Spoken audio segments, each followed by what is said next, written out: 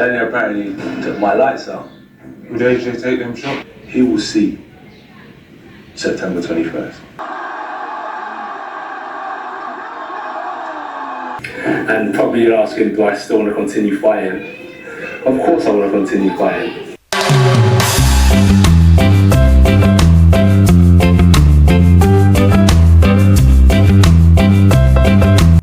Hello fight fans, welcome to Knockout Kills Boxing News. It's Friday and I hope you guys are doing great. I just want to start this video by saying shout out to this man, His Excellency Turkish Al-Rashid, who came in boxing as a messiah to fix boxing, because before His Excellency Turkish Al-Rashid, boxing was dead, right? He came and fixed boxing, and thanks to him we are having very interesting fights. Lately we had a fight between Anthony Joshua and Daniel the Kingslayer Dubois. I believe that if His Excellency Turkish Al-Rashid was in the picture, I've seen the fight between Anthony Joshua and the Browns Bomber Wilder. But anyway, it could still happen, but now this fight will only be the leftovers from both guys. So because both of them are on their decline. So but I think it's still a fight that boxing fans want to see, but you're not going to have the same impact that it would have had it been actually staged some years ago.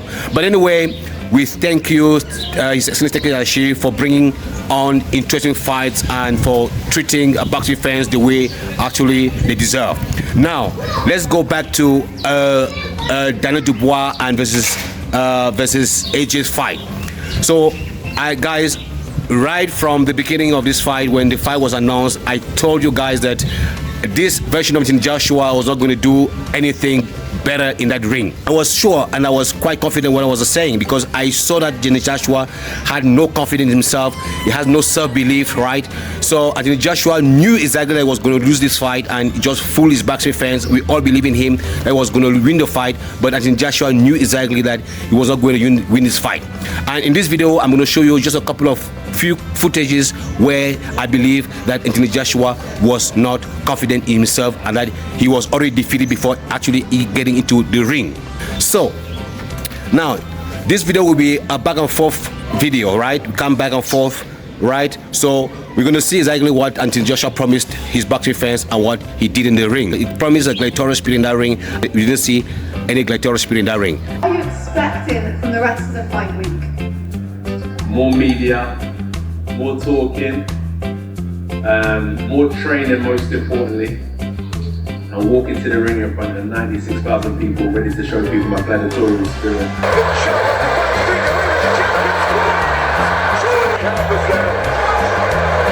Actually, the person who was actually demonstrating that gladiatorial spirit was Daniel Kingslayer Dubois, who beat him up all around and battered him left and right, okay?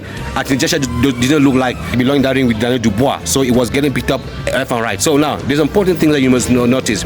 When Anthony Joshua was coming from his ring work, he was already on webbing legs. I'm going to show you a footage and you will let me know what you think about that.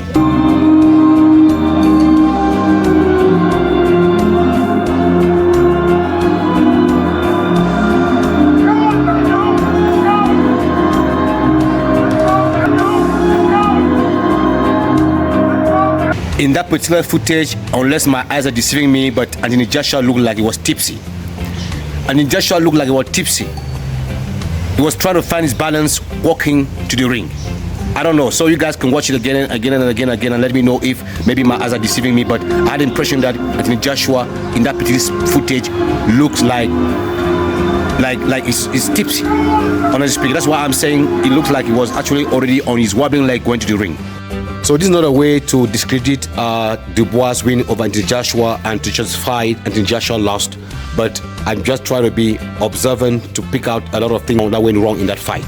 Anthony Joshua, to me, looked like a defeated person walking to that ring.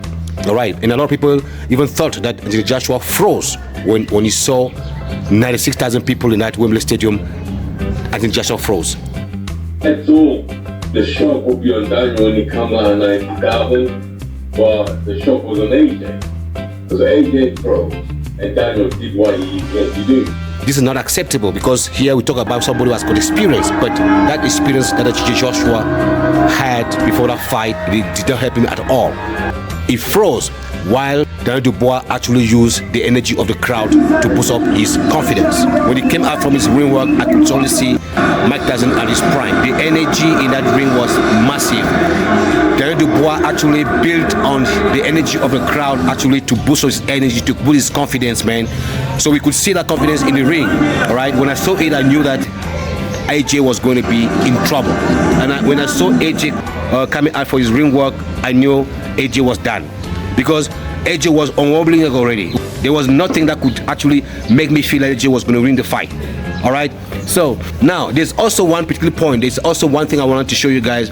There's a one punch that if Daniel Dubois landed that punch, I don't know if AJ would have seen the 5th round. If that punch had landed flush on AJ's face, do you think that AJ would have seen this 5th round? This is a future left for your opinion. We actually have realized that AJ fooled his boxing fans all along, promising them that he was going to be gladiator in that ring, but just to find out that AJ was not even at Dubois' level. All right.